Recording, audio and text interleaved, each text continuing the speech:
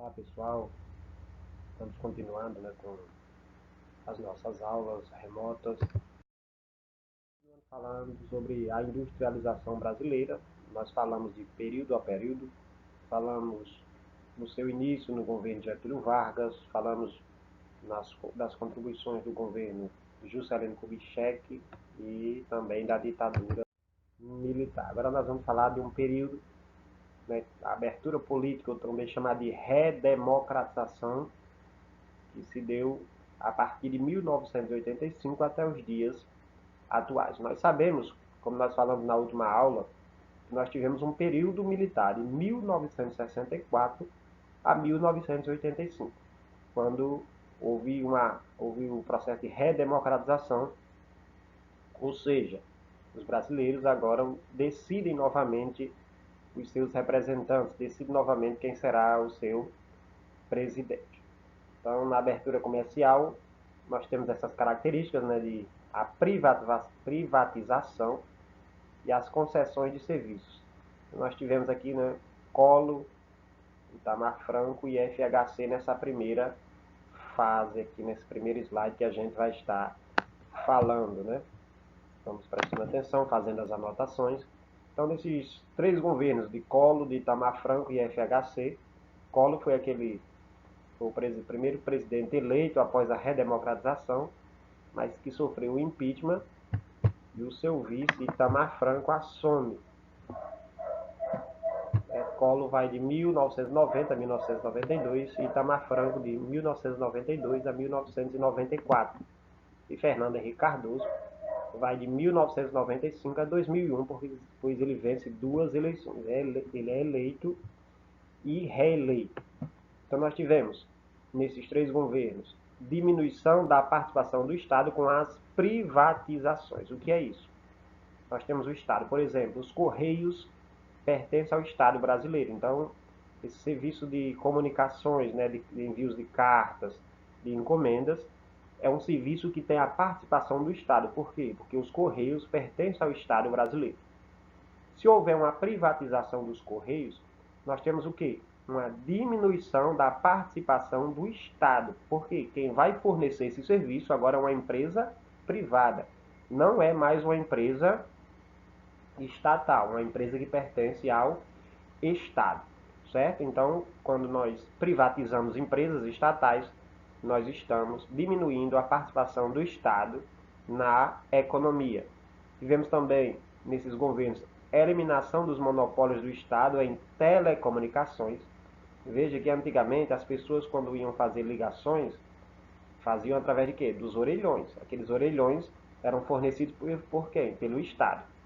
Quando o Estado deixa de fornecer esses serviços de telecomunicações, de telefonia celular, de telefonia, vamos dizer assim, aí surge o quê? Logo, os primeiros celulares, porque era só orelhão e telefones fixos. Quando entra a participação da iniciativa privada, inclui agora no Brasil a telefonia celular. Então foi a eliminação dos monopólios. Por que a eliminação do monopólio? Porque só quem poderia fornecer esse serviço de telefonia era o Estado. Quando eu elimino esse monopólio, o Estado ele pode participar desse serviço, mas também a iniciativa privada pode participar. Quando a iniciativa privada geralmente ela participa, ela entra na disputa desse serviço, geralmente ela ganha, ela vence a participação do Estado. Por quê? Porque o Estado não oferece, infelizmente, aqui no Brasil, um serviço de qualidade como oferece a iniciativa privada. Também tivemos a abertura da economia aos produtos e serviços importados, com a redução das taxas de importação. Então é nesse momento que também no Brasil entra muitos produtos estrangeiros, Por exemplo, hoje nós temos muito produto vindo da China, dos Estados Unidos, da Europa. Então, por que muitos produtos estrangeiros vêm para o Brasil? Por causa da abertura da economia. Como é que a gente abriu a economia para a entrada desses produtos e serviços? Reduzindo as taxas de importação. Todo produto que entra, que sai de um país para outro, que vem da China para o Brasil, ele tem que pagar uma taxa de importação. Se essa taxa de importação, certo? chamamos também de taxa alfandegária, é muito alta, esses produtos não vai conseguir entrar no nosso mercado, porque vai chegar muito caro e não vai vender. Quando nós reduzimos essas taxas, então nós facilitamos a entrada desses produtos. Por quê? Porque ele vai chegar aqui mais barato, certo? Então o mercado consumidor, né, os brasileiros, no caso, vão ter condições de comprar. Então esses produtos vão vir em grande quantidade. Então nesse momento houve uma grande abertura da nossa economia para a entrada desses produtos. A entrada de produtos estrangeiros modernizou o parque industrial brasileiro. A entrada dos produtos estrangeiros não foi só produtos para nós consumidores normais, não. Nós compramos celulares, produtos eletrodomésticos, né? Roupas, calçados. Também veio o quê? Máquinas pesadas, que é utilizada na indústria. Então a indústria brasileira também pôde comprar essas máquinas para o quê? Para modernizar o parque industrial. Por exemplo, máquinas que trabalham, né? Que é utilizado na indústria automobilística para poder estar fazendo os carros, aqueles robôs, né, que ajudam na produção de automóveis. Então esses produtos eles vêm de fora. Quando o Brasil reduziu as taxas de importação, os produtos estrangeiros vieram para cá, também vieram esses tipos de máquinas e assim modernizou as nossas indústrias. Aumentou a entrada de empresas multinacionais no Brasil. Também as multinacionais começaram nesse período a se instalar no Brasil em grande quantidade. Né? O que é uma multinacional? É uma empresa que tem uma sede em um país, mas também trabalha em outros países, como por exemplo a Coca-Cola. A sede dela é nos Estados Unidos, mas tem várias filiais na Europa, na Ásia, no Brasil, na África. Ela monta as suas filiais. E também causou desemprego estrutural. Que desemprego estrutural é esse? Que tipo de desemprego é esse? Esse desemprego estrutural são os trabalhadores que perdem o emprego devido à introdução de máquinas na produção. Quando a gente coloca uma máquina na produção, a gente está tirando o emprego de vários trabalhadores. Ou seja, é algo positivo de um lado e negativo de outro. Positivo por quê? Porque a empresa está se modernizando. Negativo porque muitos trabalhadores, principalmente os trabalhadores menos qualificados, não têm espaço no mercado de trabalho. Por isso que hoje, com a modernização, é necessário o quê, pessoal? Muito estudo, muito aperfeiçoamento para você ter espaço no mercado de trabalho. Porque o trabalho braçal, a mão de obra que não exige estudo, que não exige qualificação, ela está desaparecendo cada vez mais. Enquanto mão de obra qualificada, não é? Engenheiros da computação, cientistas da computação, pessoas que fazem programa de computadores, né, que trabalham nessas máquinas. Por quê? Porque essas máquinas estão introduzidas no mercado de trabalho, na produção. Então precisa de profissionais que possam atuar nelas, né, que possam consertá-las, que possam criar programas para elas funcionarem, certo? Depois daqueles 3 governos, né, certo? Nós tivemos a continuação, né? Também falando ainda, pegando essas características ainda se enquadram em Fernando Henrique Cardoso, né? FHC, Lula e Dilma. Então nós tivemos umas características muito semelhantes. As privatizações ainda continuaram, né? E possibilitaram o ingresso do capital estrangeiro no setor produtivo, no governo FHC, como nós falamos, né? O capital estrangeiro, ele ingressa com muita força em nosso território. Capital privado estrangeiro, né? Já no governo Lula, e Dilma, para um pouco com as privatizações. No lugar de privatização, passa o quê? Concessão. Concessão é diferente de privatização. O que é privatização? Por exemplo, vamos pegar o exemplo dos Correios. Quando o governo brasileiro vende os Correios para a iniciativa privada, é uma privatização. Mas se o governo brasileiro ele determinar que por 20 anos, certo, a iniciativa privada vai fornecer o serviço de entrega de cartas, certo?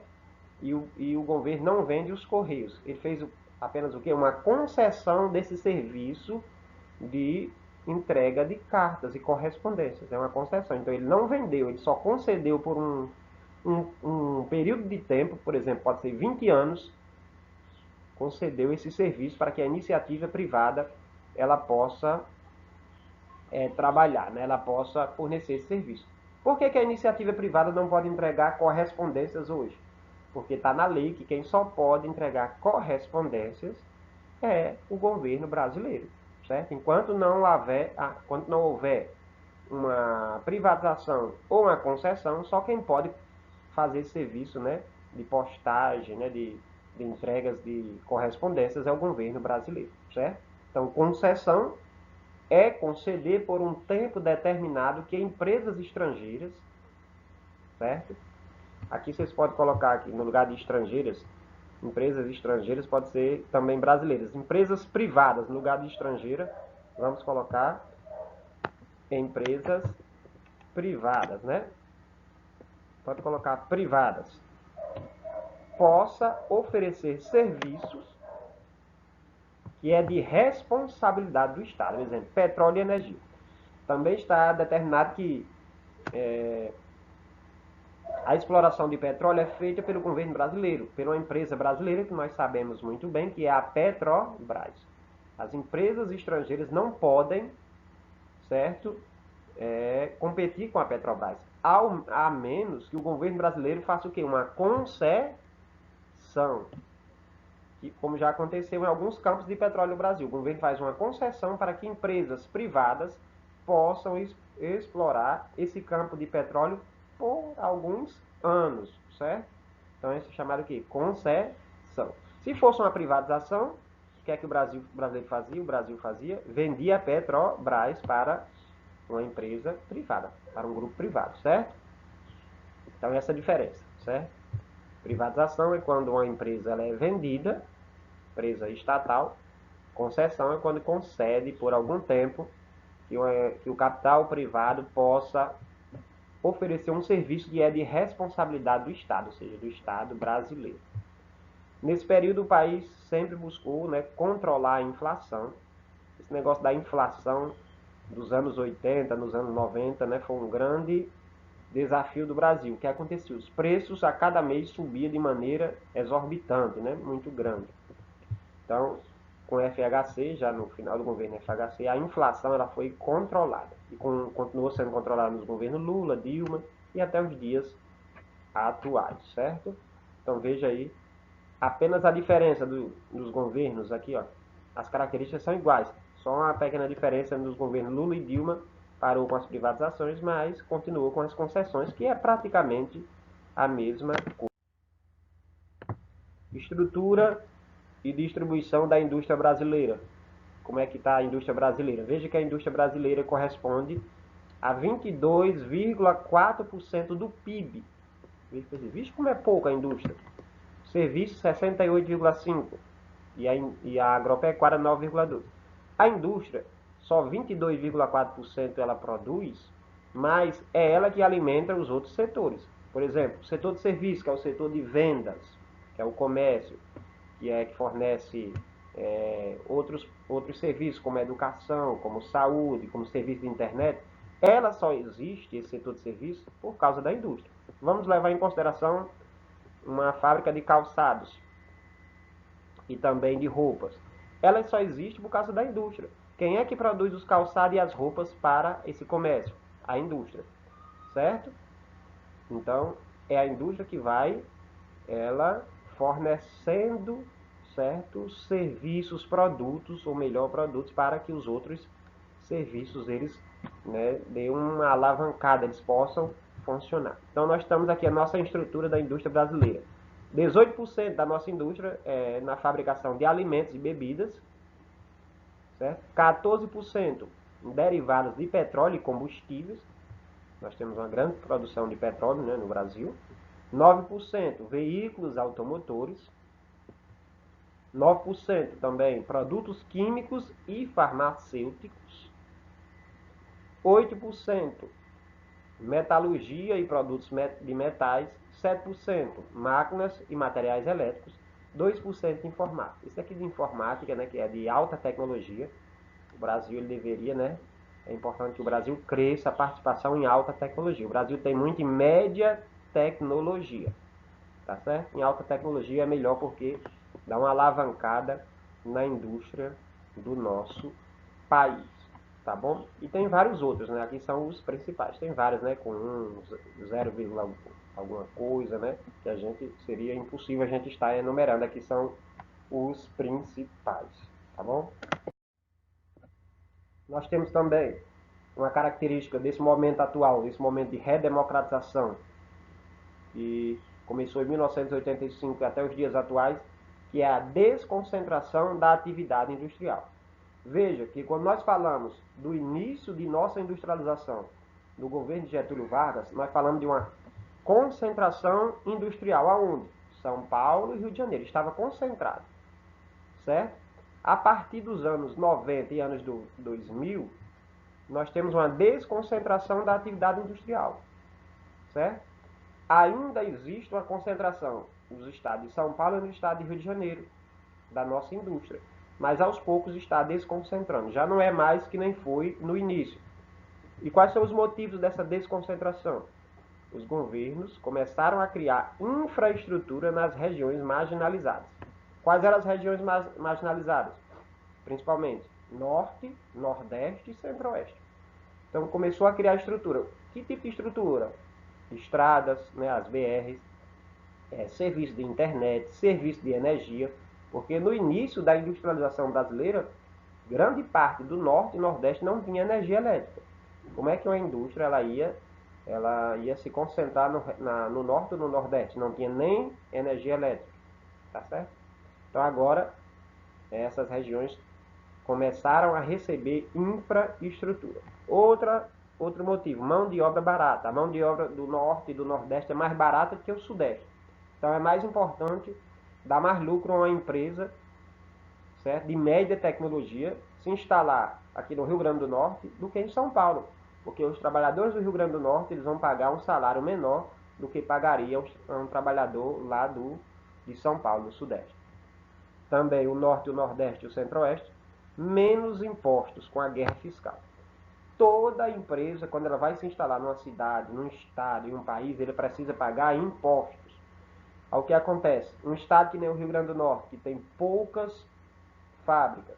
Uma cidade que nem Apodi, que tem poucas fábricas. Então, o que é que eles podem fazer para atrair investimento, atrair indústrias para o seu território? E cobrar menos impostos na instalação da fábrica. E por que ele cobraria menos impostos se não vai receber, então assim, não vai receber os benefícios de uma fábrica se instalar em Apodi, no lugar, né, de não receber os impostos, mas vai gerar o quê? Muitos empregos. Já pensou uma fábrica com 200 empregos se instalar em Apodi? Então vai ser mais de 200 salários. Esses 200 trabalhadores, essas 200 famílias vão estar comprando aonde? No comércio de Apodi, certo? O comércio de Apodi vai empregar mais. Se o comércio de Apodi emprega mais, vai pagar mais impostos. Entendeu? Então a indústria é uma geradora de riquezas ao seu entorno. Então faz todo sentido você diminuir os impostos para atrair indústrias. Essa redução de impostos é chamada de guerra fiscal. Então, pessoal, por hoje é só e até mais, tá certo?